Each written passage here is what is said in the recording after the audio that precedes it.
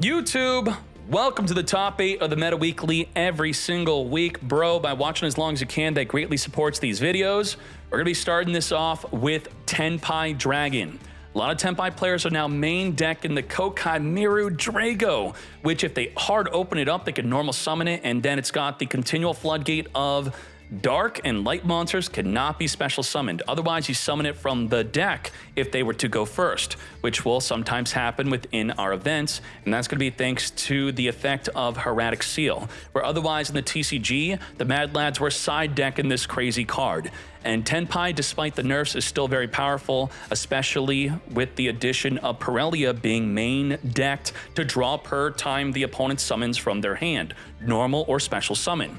Now, with all that said, are you ready for the top 8? Hajime.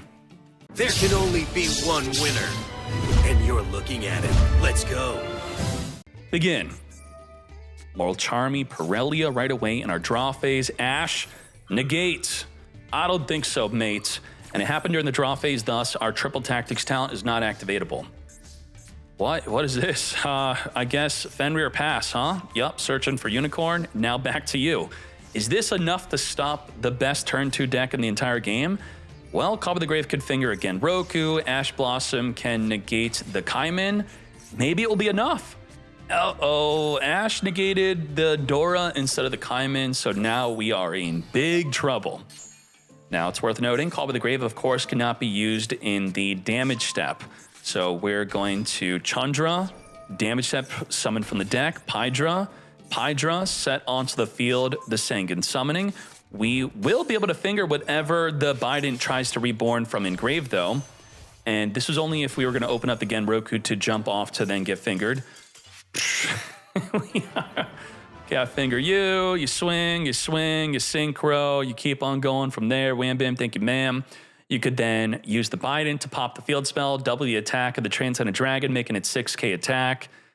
Too much. Let's hop into game number 2. Let's see what we do from here, though. We have no way to gain access to a Tenpai. So we're going to Gold Sark the old way, wait 2 turns to add back a Genroku. Okay. Hopefully 2 turns pass. Back in my day, you would Gold Sark banish a Judgment Dragon and wait the full 2 turns and then win. Fenrir grabbing a Unicorn from the deck here, hollowed as Amina into our Fua loss. We drawing per special summon from the deck or extra deck. Can we set up lethal damage as we go into the Rasala Go? Which makes me think we potentially are going to be playing into a Nibiru. We have Valor negating that Rasala Go. No search for a Sinful Spoil card for you. And now we're going to hit ourself and the opponent with the Droll and Lockbird. Neither player can further add cards in the deck to the hand. Thus, the Max C, or I should say the Fool Loss, will no longer be drawing. Oh boy, we're on 3 summons here. Requiem is going to be jumping off into the 4th summon. Nicky Boy is about to go into a massive Nibiru. We have Requiem equipping onto Engraver to battle phase. Oh, this is the perfect 6,800 damage.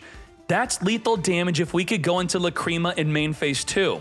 So through the power of Nibiru and Impermanence, we cannot allow them to go into the Lacrima for game.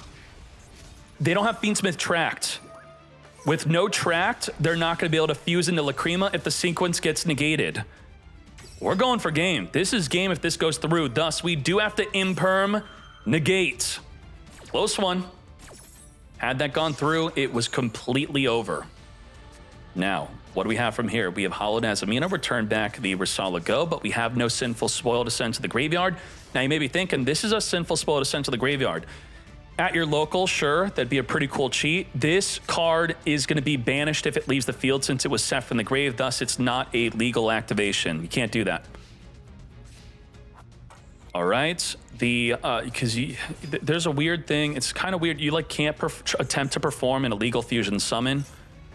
So if they have an unaffected monster and you have an Albaz, you can't even discard to attempt to try to fuse with it. Fenrir on the resolution, banish away the Pydra. We're going to Sangan Summoning. Grab from the deck the Genroku, get rid of the blaster. Genroku trigger summoned itself onto the field. We have no finger for that Genroku, nor an Ash Blossom, which the Sengen summoning does not protect from. Reborn the Genroku back in the field into Striker Dragon. Are we going into a Little Knight play?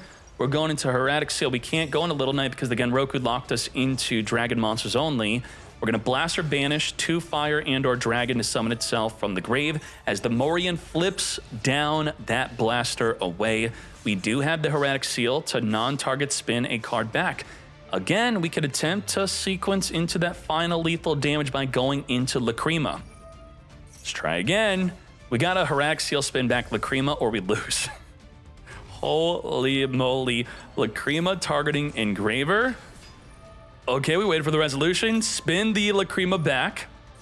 As we trigger the Hieratic Seal to summon from the deck of Magna Hut, Fenrir is going to be banishing. I was about to say non-target. It does target. Magna Hut triggering to search for a dragon during the end phase. Let's further link this up into a Requiem. Requiem jump off the field into an Engraver. Let's further go into a Beatrice. Beatrice will send from the deck in a Stellar. Let's further go into a Little Knight. Little Knight on summon, banish a card in the field, say goodbye to the Sengen summoning. Engraver, return back Engraver into the deck to go forth into our on the field Engraver as we now go into a Sprite Elf. Sprite Elf will be reborning via Stellar onto the field, which could send a spell or trap card from the hand. To activate, to summon from the deck, we're going to Blackout Laughs. Now, how does this work? Declare a monster. It cannot be special summoned except from the graveyard. We want to go into an open game state to activate a Stellar to summon from the deck. Well, the Nibiru states, does it say special summon and tribute at the same time? No, it is going to tribute the field, and if you do special summon, so we're going to tribute the field, we then don't special summon, we then don't summon a token, so say goodbye to only the face-up field. Our blaster's going to stay face down. We're going to summon the unicorn. There's no token, so that's fine to do. We got the birth. Get ready to birth back onto the field our Fenrir. I know, Nikki's life point's at 1,200. Can't attack directly because of Little Knight. Whew, jeez, we really are trying to trigger the Lacrima burn for 1,200. We have not been able to do that. The Little Knight disallowed us from attacking directly. What are we supposed to do? Let me tell you what I think we could have done. I was thinking about this. I was thinking about Beatrice sending Fiendsmith Tract, and then if we could make a Moon of the Closed Heaven plus get Engraver on the field, we could then Tract fuse into Lacrima again, but then we have to get Engraver, the Lacrima in the graveyard to burn for that 1,200 after the sequence has been stopped. Chandra has been added through the Magna Hut. We gotta stop him twice. We could stop him through Valor, but then the Kaiman, Fenrir could banish, Unicorn could try to banish from the extra deck. Is this the end? Are you ready to flame on? Let's go. Genroku. Oh my gosh, that Genroku came out of nowhere. The Gold Sark has done, it's been 2 turns since we activated Gold Sark. It actually naturally just got added to the hand and is triggering. We're activating the Genroku, so you can banish this card. That monster cannot be activated on the field with that original name. All right, Genroku on the field. Fenrir, banish it out of here. Unicorn, look at the extra deck. If there's a Transcendent Dragon, that's going to be a great card to banish. Goodbye, Transcendent. And I will confirm by looking at the extra deck, there is no other Transcendent Dragon in the extra. We're going to banish from the graveyard to come forth and summon our Blaster Dragon. Normal summon the Chandra. We're going to negate it within the main phase before it activates at the start of the damage step. And now, this is where our heart drops. We have the Pydra on summon. We're going to be triggering the birth to banish 3 cards to the opposing player's graveyard. That birth absolutely did nothing, as the Pydra now sets from the deck our field spell. Wait. It activated and nothing. We activated the other effect. We didn't activate the search. We did activate the set, but we also activated a few, to synchro that is, into Abiding Dragon Reborn. The previously negated Chandra now activating within the damage step to summon from the deck. Say goodbye to the Fenrir and to the Unicorn. We can't go into Transcendent Dragon, but do we even need to? As we're now going to Pydra. Synchro Shokan into a Trident Dragon, making sure to summon it on Chain Link 1, where otherwise the Trident Dragon would miss the timing from popping our own cards to then give us 2 additional attacks, giving us a total of 9,000 damage through just the Trident Dragon. No Transcendent Dragon needed for game. Start off with a Snake Eye Ash versus 0 hand traps, thus we should speed up the in-game plays. Poplar searching for a Divine Temple after being summoned.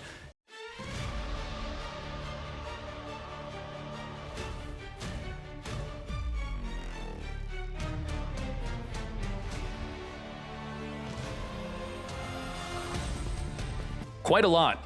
We have double special summon activation negate. We have triple monster negate with the Apollo USA. That's 5 disruption through just 2 bodies there. We have the Masquerena summonable through the field spell or the Flame Burst, which will double banish through a Little Knight. That's 7 disruption. We have the Promethean Princess Engrave, which will pop on a special summon. We then have the Ash Blossom. That's going to be a form of 9 disruption. And if we want, we could count the Jerusalem Banish. Maybe that's 10 if you count that. And then the Jerusalem can be used with the Masquerena to be 11 form of disruption. So we'll just say 9 to 11 disruptions versus 6-card hand. Negate, I'll call it 9. So we're going to go down to 8 disruption, chain the Fire Burn. We're going to be chaining the Flame Burst to summon our Masquerena from the back row. Say goodbye to 2 of our disruptions here, as we now lose out on our Caesar, dropping us down to 6 forms of disruption. A great use of that Skyburn, triggering the Volcanics of someone from the deck, a Garunix, as the Apollo will negate. We're going to chain the Wanted Seeker to add a Diablo Star from our deck. We're not going to use our Ash Blossom on that. Now, the Apollo is indestructible by card effects because it was used with a Masquerena summon, as we now discard Diablo Star to summon Diablo Star. And Diablo Star would now set up into the back row. Nothing as the Apollo now negates, dropping us down to 4 forms of Disrupt. You have double Banish Ash and a Little Knight. Come forth into Little Knight. Little Knight right now dropping us down to 3 forms of Disruption, banishing away the Wanted Seeker so that they're not able to draw a card here. Flame Burst, reborning 2 level 1 fires onto the field. If we have a Linkuriboh Engrave, which we do, definitely. It'll protect our Little Knight from being attacked into. Very important. You see the S? That is the start of the battle phase. You need your toggle on in order to Linkuriboh summon at the start of the battle phase, because once she declares an attack, it's too late to summon that Linkuriboh to reduce the attack to 0. Now we could get reducing to 0 you go, as we're done. That's it. We had more disruption where that came from. Hakimo, that was a good effort from you, my friend. Now, let's keep on going. This is the importance of opening up a hand trap. Did we make a mistake? No. Unless the mistake was not having enough hand traps at the deck building phase. Let's banish away the Fiendsmith Engraver, as the Diablo Star will trigger after being sent to the grave during the opponent's turn to reborn itself back onto the field. We're going to Promethean Princess, get poppin', and trigger the field spell to reborn a monster from our back row. Surely we have more than enough for lethal damage. 9K for game. Taking this into game number 2. Deception, Sinful Spoils. Gonna tribute off a monster. This is a good Ash. You should be ashing the Deception Sinful. This is way too good.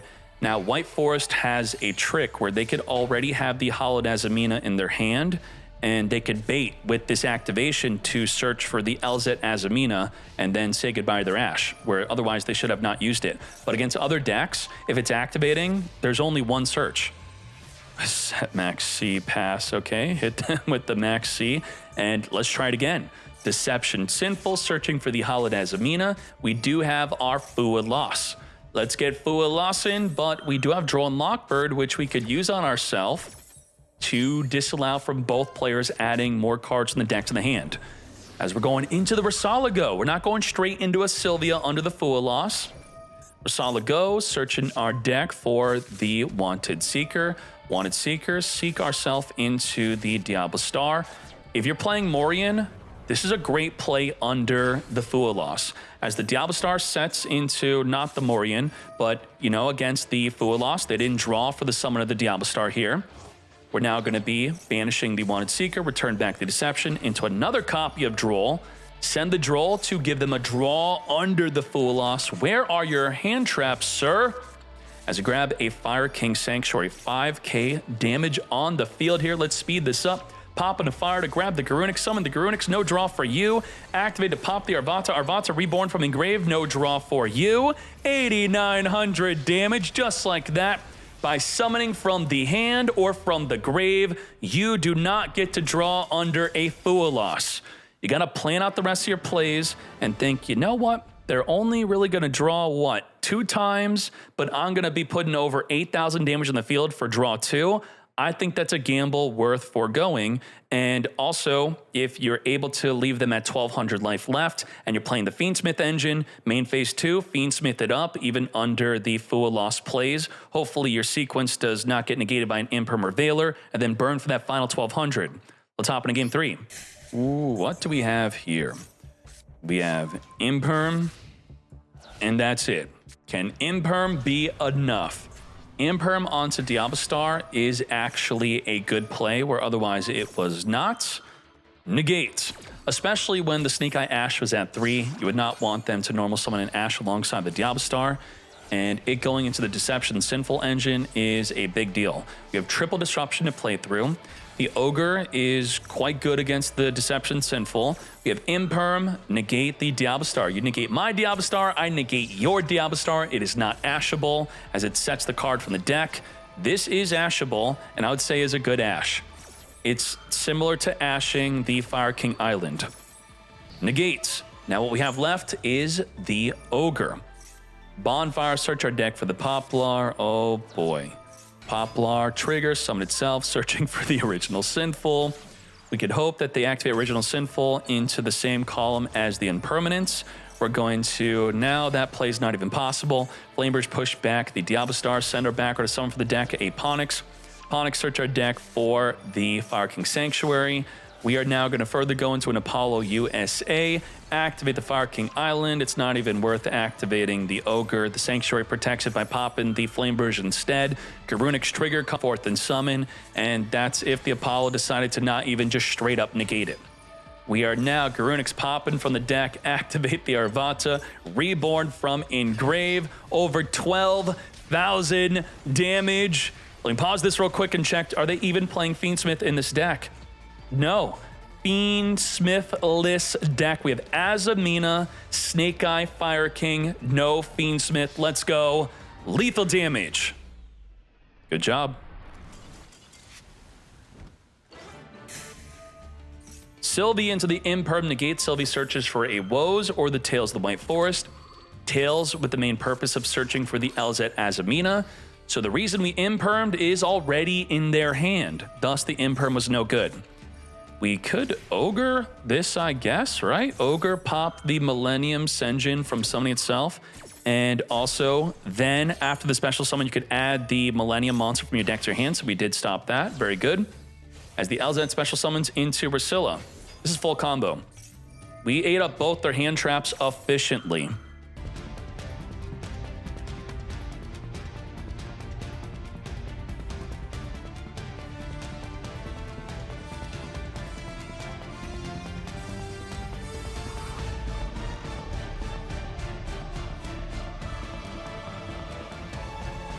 We have Quadra Monster Negate, plus negate anything with the Baron de Flor, negate anything with the Sylvia, negate a monster with the Effect Veiler. We can Morian flip a monster on the field face down.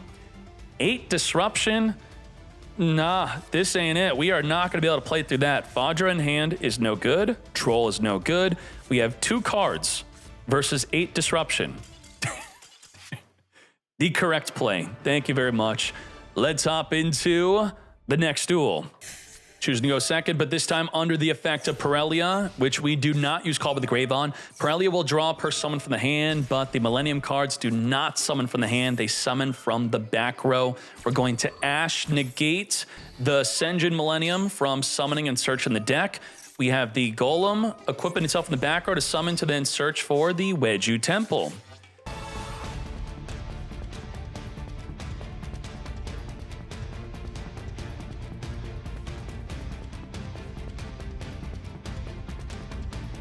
Nibiru, you finally summoned from the hand, and now I get to Nibiru you, because we were under the effect of a Parelia. Oh my Jesus. No way. Wow. That was crazy. Lacrima, burned for 1200, and Graver is going to keep on cooking, returning back the Lacrima to reborn itself. Sylvie's going to be reborning itself by returning back the Rusilla. We can now use Tales of the White Forest to search our deck for a Sylvie. We do have a normal summon still if we'd want to. And from there, we're done. So what are our forms of disruption? We have a Woes, which could flip the entire opposing field face down, and that's it. What a great Nibiru. I can't believe that Alzette screwed us. I guess you could say we got greedy. Let's go. Hydra on summon, setting up the Sangan summoning. I guess we're going to be trying to go for Wozing into the battle phase, which means we want to either make a Meteor Dragon or go into a Transcendent Dragon or just blow it all up. Black Rose Dragon. Wipe the field. Woes from the deck. Call by the grave. Finger the engraved Genroku. But all of it is for nothing. So we have many plays here. We didn't know that the back row was a called by, so the Black Rose is a pretty good call here to deal with the Woes and the hidden back row card. Rusilla's not going to do anything. It does actually stay on the field, but again, it's still going to do nothing. To battle phase we go. Kaiman. Add from the deck a Chandra. Special summon the Fadra. Fadra is going to be reborning the Pydra. Bro, what the heck was that? That, did not work out. Huh? Chandra summon Fadra from the deck, I think is what you meant to do. But Fadra was stuck in the hand.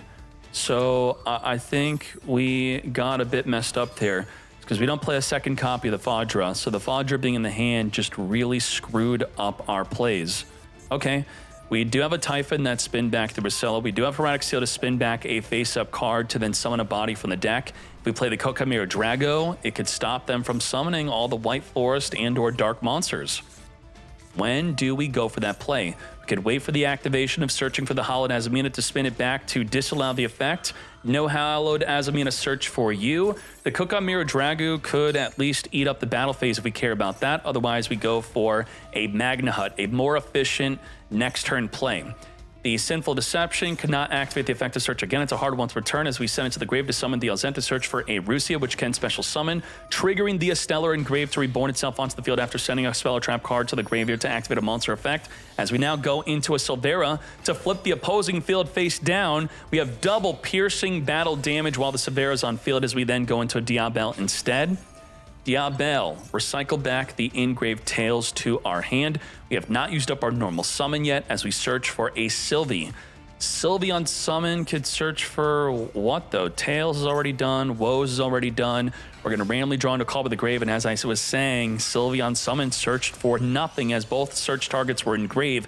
We go into Moon of the Closed Heaven, Moon into a Requiem. We are in main phase 1 right now. We have the Engrave Engraver reborning itself back on the field to further go into a Sequence. Sequence is going to fuse 2 bodies. Engrave come forth, going into Lacrima. Lacrima is not activating on summon as the Sylvia reborns from Engrave to synchro with the Lacrima into a Baron to Floor as we are now going straight into the battle phase. Wiping out the Magna Hut and the Typhon, 1200 to the face. So, why are we not Baron to Flooring? Did we not have a good Lacrima burn? I guess we had no other Light Fiend to return back with Lacrima. Okay. We have Baron to Floor Negate, and that's it. So, we normal Genroku special summon Chandra, and then if we, we finger Genroku, and we Baron to Floor Negate the Chandra. That's a problem. That's a big problem. Yup. Please finger my Ogre. There's no way it's going to happen, though. It's saved for the Genroku. Wow. That's it for Tenpai. Checkmate on the Genroku, mate. Finger the Fool. Negate. Into the scoop, right? Not scooping yet. We're going to play this out. Or maybe I'll just walk away and make a sandwich. Speed is actually end of the turn instead of surrendering. We're going to return back Diablo to Reborn the negated Sylvie, triggering Elzette to add back to the hand. And just like that, a little bit more. Okay, 6,100 now.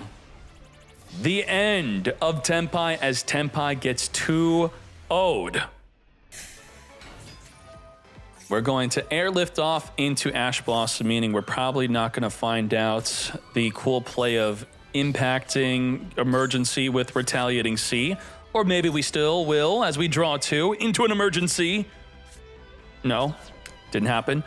Reinforce our hand with another Airlifter.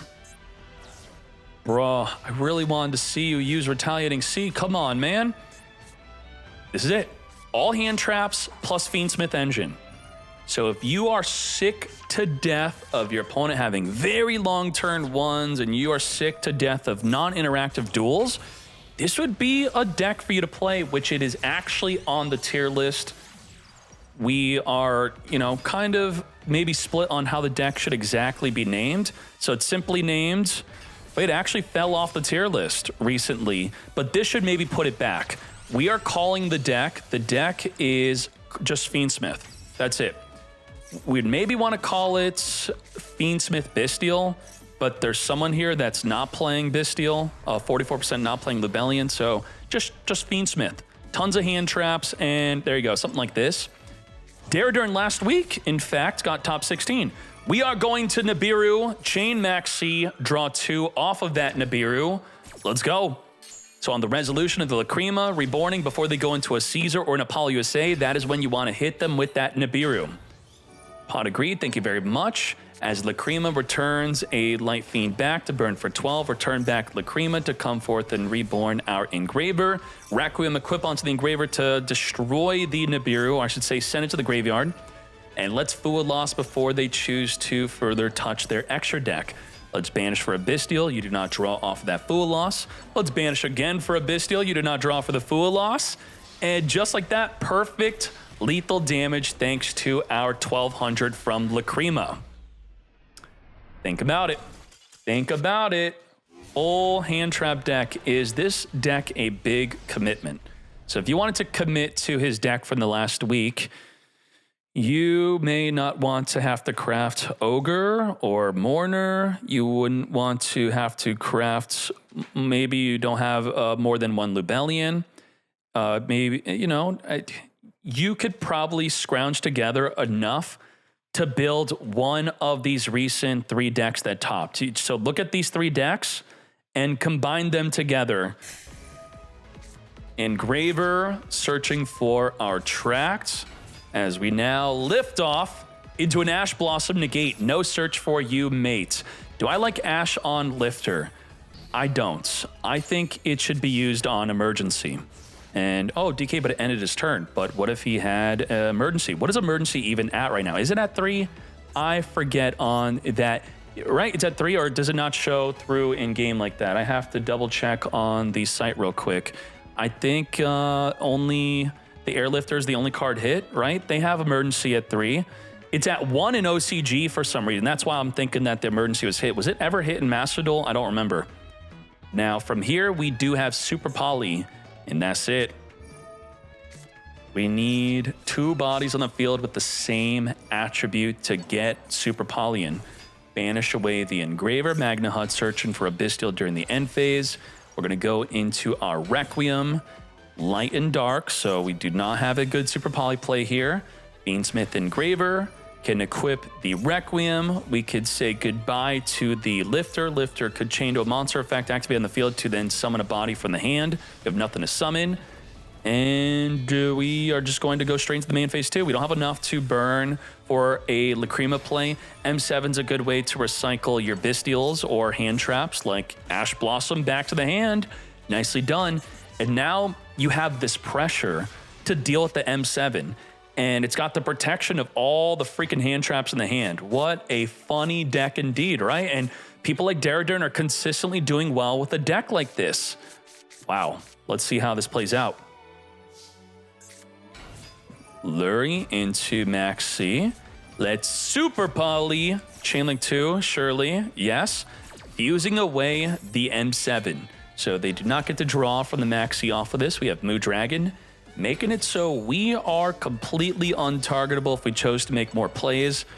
Bro, my deck is filled to the brim with the Bystials. You know it. There's no way that attack's going through. We got Baldrake on the field. Now, we're going to be tributing off the Baldrake for Lubellion, and this is where things get really scary. They're going to continually get drawn with the Regained. On our turn, their turn, the Regained also continually reborns Bystials. It pluses way too much. Among 2 turns, it's essentially +3, +3, +3. Summon a body, draw one on your turn, draw one on their turn. Now, with the Lurian Grave, it is triggering. We're going to add a Drone Lockbird to that, so neither player can further add cards from the deck to the hand. I think we all see where this is going, though. Fiendsmith does not care about Droll unless Engraver adding Tract is when you Droll. Drolling at any other time, Fiendsmith is going to make a full play right around it. Lacrima is going to be summoning you back onto the field. To battle we go. Let's get to it. Let's do it. Lethal damage. Now, there's a hidden effect of Lacrima. Does everyone know that Lacrima says your opponent's monsters lose 600 attack? Straight to the main phase, we're holding that Maxi, not using it in the draw nor standby. Now we're going to be chaining the Maxi to the Millennium Senjin, summoning itself from the back row. Ash will be negating. We passed up on using Ogre. We instead wanted to draw with Maxi. Are we going to pay for that now? Was that a huge mistake, passing up on a good Ogre play, which would have not only stopped the summon, but also the search?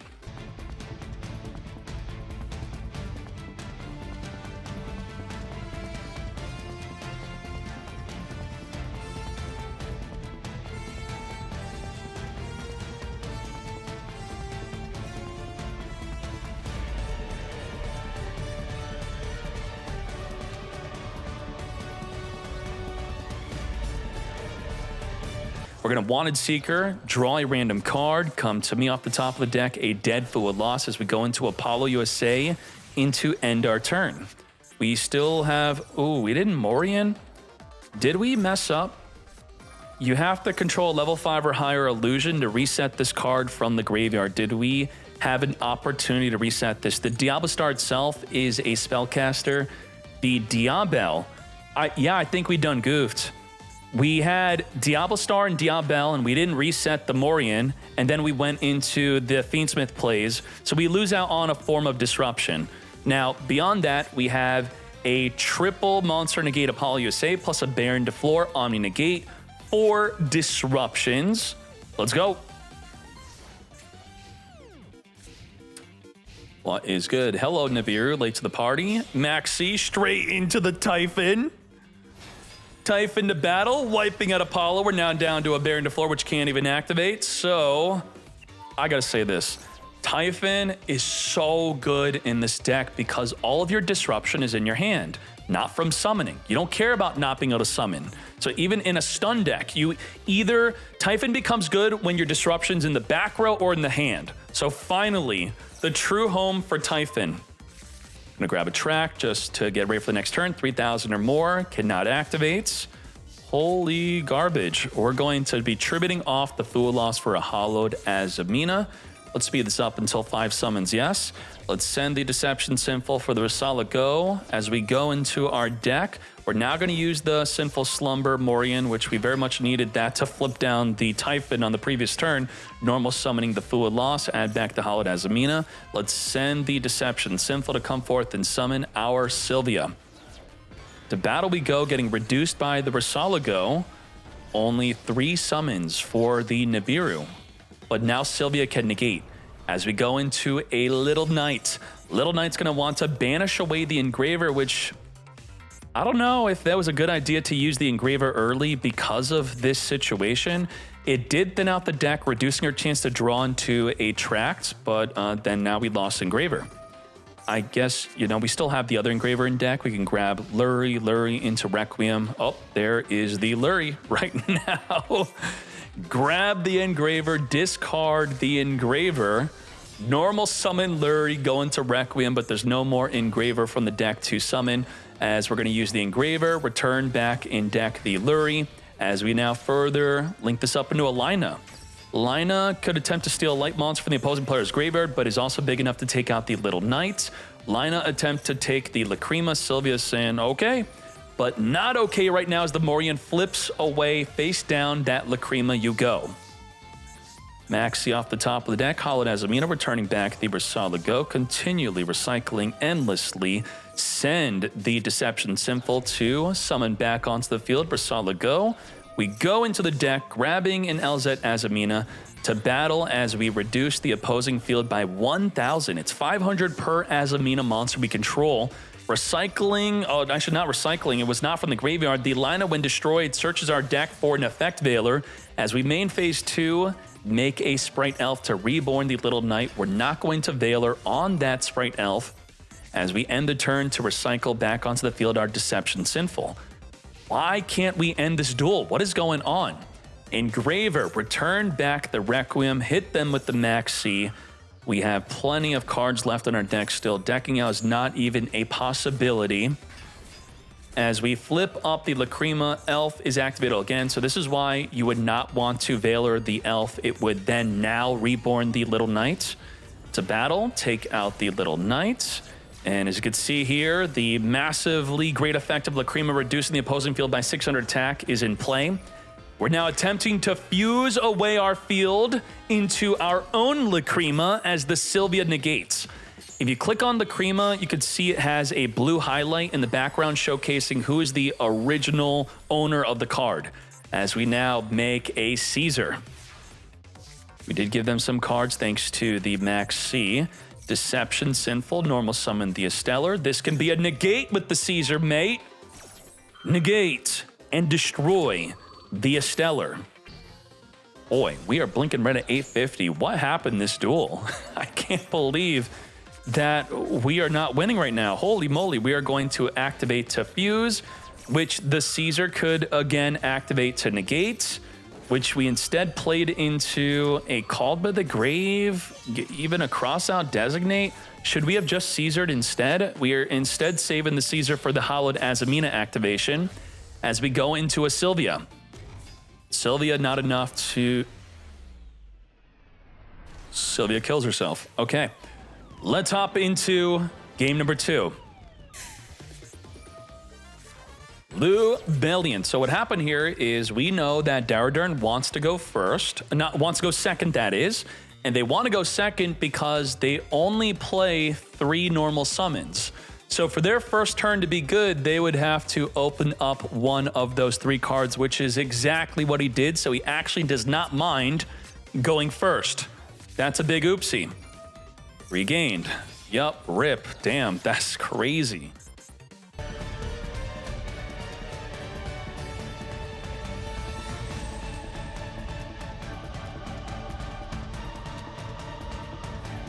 Oh boy. We truly have 4 disruptions, 7 if you count the banishes. I guess technically we have 5 because the Baldrake can tribute off a dark monster like the Druiswarm, and then the Druiswarm could also trigger to be 6 disruptions as the Baldrake banishes an extra deck monster being summoned. So this is essentially, it's 4 to 6 to 9 disruptions, however you want to see it. I will consider it to be 6. Little Knight Chain banishing the Sylvia away. Be gone. All right, there goes our normal summon. Grab the Tails, which is not activatable. We just gained another disruption, so now we're up to 6. Activating in hand the LZ Azamina to summon herself or another White Forest. Negate and destroy, to the grave you go. We have Deception, Sinful Spoil. We top decked that with Regained. I can't believe it. Destroy, an amazing card to use against Deception Sinful. You lose Deception, you lose the card you tributed for 1 Ogre. They -1. We're now activating LZ to send the Tails to summon LZ. You gotta understand here, we are desperately trying to turn on the Tails, which is not activatable unless we control an illusion or spellcaster, which we cannot get onto the field. You can argue that it was potentially a mistake to even activate the Sylvie, but then what? We're just not gonna do anything. If we activate something else, then the Little Knight will banish the Sylvie. Tails can't be activated. We can't get a body on the field. It's too much. The whole deck is hand traps. And Fiendsmith. 2-0. Ooh, I think this deck's going to get a lot more popular. This is not the first time we're seeing this deck. This deck is listed on the site right now as a Fiendsmith deck. So far, it's got 3 tournament tops. It has fallen off the tier list for now, but may go back on there. Here are other versions that topped. We have many other people also getting Master 1 with their different take on the deck. Looks like this mad lad adding, tossing in Branded into the deck. Sure. It's just a ton of non-engine plus Fiendsmith. Going first against a Veiler and Fluid Loss. Veil negate the Snake Eye Ash. We have no Kieran in hand to dodge the Veiler here. So what else do? We do have the Fire King Sanctuary. Big plays from there.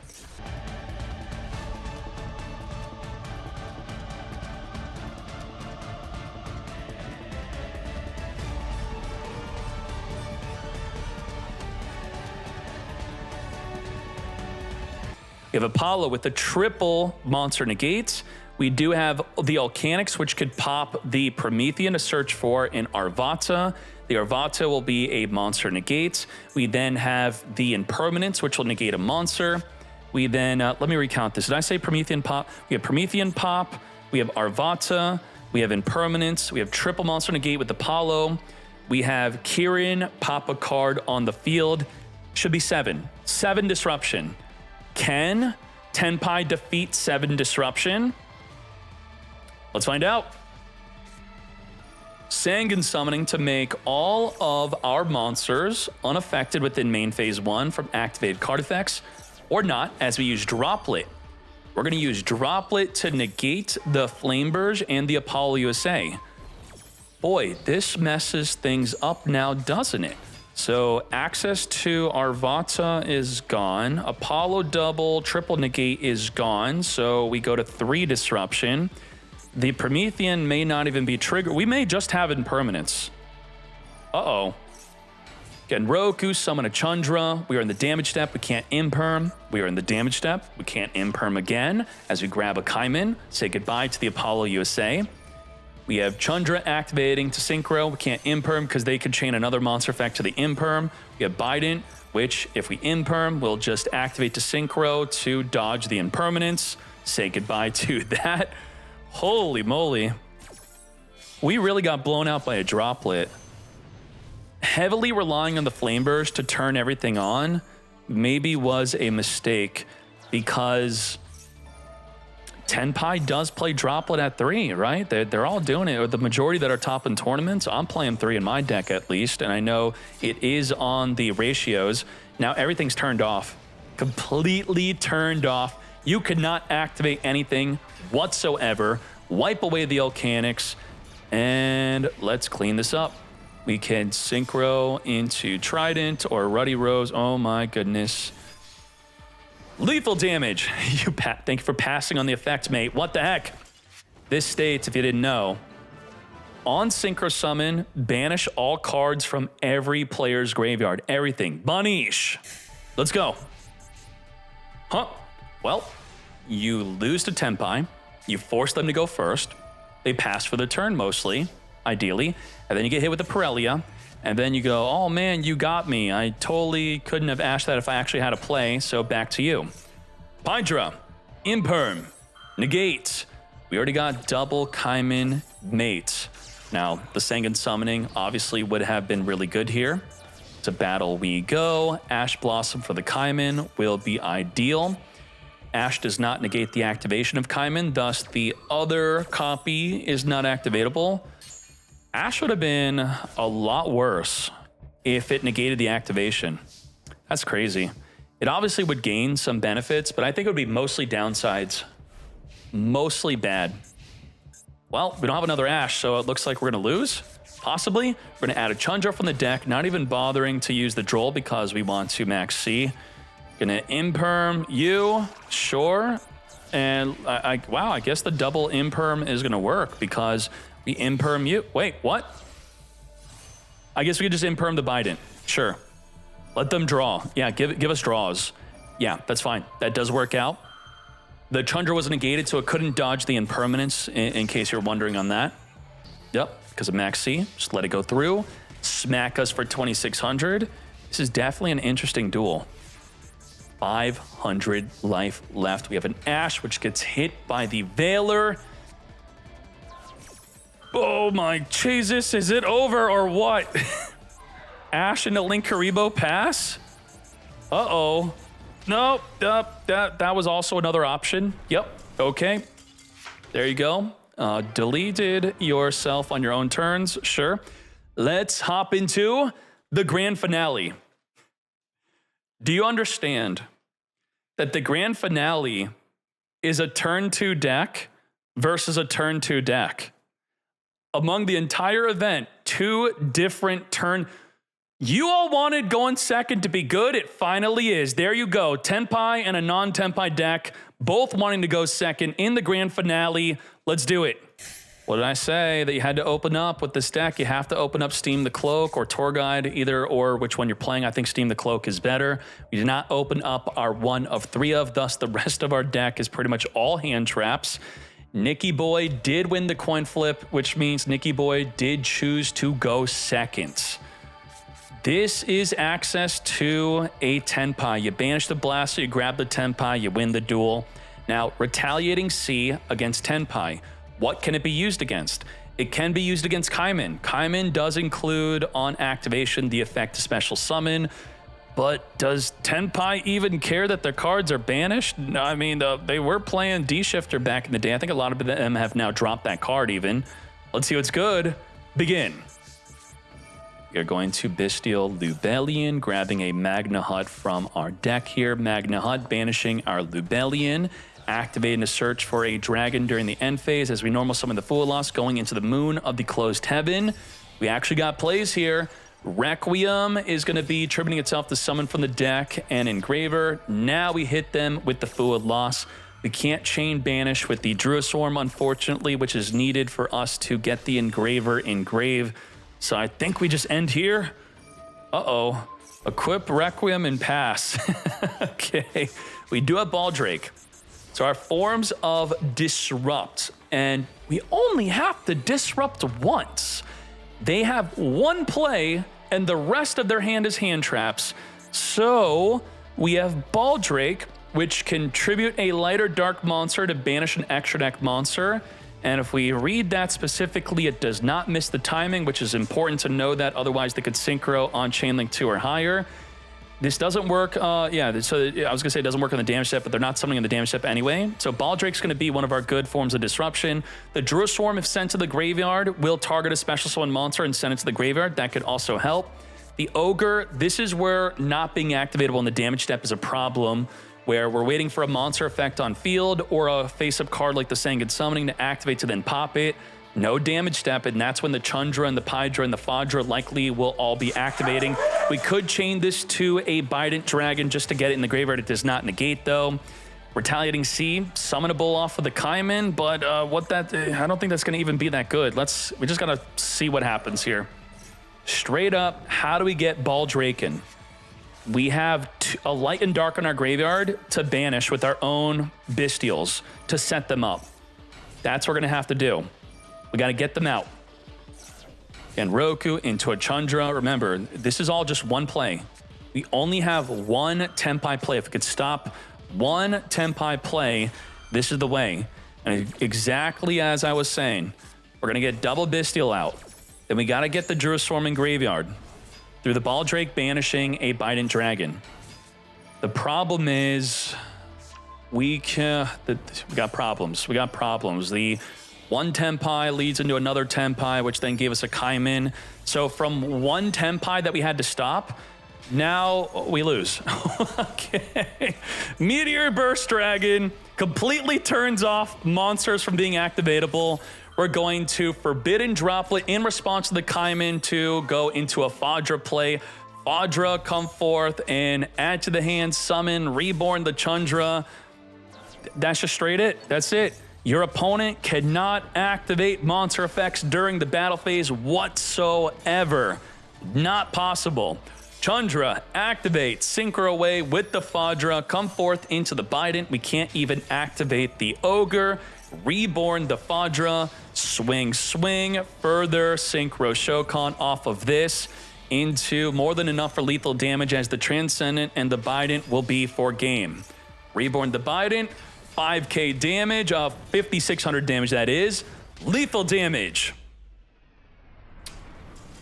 I forgot to give the point. That is actually a 2-0. Let's go. Right? No. Wait, that's not 2-0. Whoa, what? No, that's just game one, right? Wait, I thought, okay, we're good. There's actually, okay. I got confused. Let's go. That's not it. It's not it. Let's go. Sangan Summoning, which we have a Ghost Ogre for. Very nice. We are playing Ogre to deal with Deception Sinful, but all right, we'll hit the Sangan Summoning. Why not? Let's follow up with Genroku. Pass. In the end phase, Genroku is going to get hit with the Full Loss as we are summoning for the deck. Give me that draw one. Hydra dodging an Effect Veiler within the main phase. Small detail, but a big one, as we can now safely set the Kaiman, and a Veiler in hand would now be dead. Phantasme, not good in this matchup whatsoever. As we're going to grab a Magna Hut from the deck with the Lubellion, banishing our Ogre. Trigger the Magna Hut to search for a dragon during the end phase, come forth and summon our Lubellion. Lubellion setting up into the back row, our Regained. Now, Regained is great if you could get your opponent into the grind game. It's going to be very difficult to get grinding with Tenpai, though, because they just want to end the duel as quickly as possible. And they're able to do so.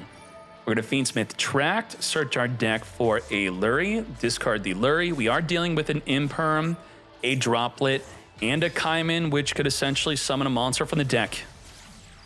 The biggest fear is them summoning Transcendent Dragon in the battle phase. Transcendent Dragon will force all of our monsters into attack position and force them to have to attack. We have to attack. So the worst thing you could do against Tenpai when you are going second is to go into the battle phase without a plan to stop the Transcendent Dragon. We're going to take out the Impermanence. Engraver is going to be returning the Requiem Engrave, Reborn, further going into a Fiendsmith sequence. Fiendsmith sequence is going to be met with a Kaiman, plus a Droplet to send the Kaiman to negate the sequence. Now, a Caesar would negate the Kaiman. Even if you're not intending to summon the monster, you still can negate. We are going to negate the sequence. To battle we go. We did not trigger the Genroku to summon itself onto the field here after adding it. Back to you. Now, what do we have exactly here? We have Baldrake, which could banish a Synchro Summon. The Phantasme is going to be no good. The Regained, what are you talking about the Regained? We do have Regained to reborn a body from in graveyard if we do have one, like a Bestial. Let's go. Let's do it.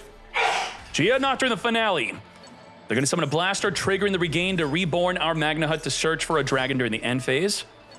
We have Baldrake banishing our Nibiru, triggering Regain to return it back to draw into another hand trap. We got Ghost Bell. Is that good, though? And Baldrake is now gone, so we cannot banish a Synchro Summon monster. As we summon for the deck of Chandra, Damage Step, we can negate the Fadra with Ghost Bell or negate Bident Dragon. Is that going to be enough? Hydra being summoned during the battle phase. Chandra is going to activate the Synchro Shokan into the Bident Dragon as we can now Ghost Bell negate. Yes, we do, mate. Is that good enough, though? Fadra has still not activated to reborn from the graveyard, which we could just do instead. Start the Damage Step, reborn the Padra, and now we have an open field. Follow up with the Fadra and the Pydra. Let's Synchro Shokan into a Transcendent Dragon. It's not done yet. We got this, okay? Attack with 3K, Reborn the Biden Dragon, take out the Regained, lethal damage in a 2-0 victory that no one saw coming. Damn. Ain't that something? Meta Weekly top deck list, White Forest Azamina, the best performing deck. What the? That is crazy. Wow. Good job to White Forest this week. Let's make sure we check that out. Let's first start off with some Chimera. Top 16 Chimera looking pretty good. Good job.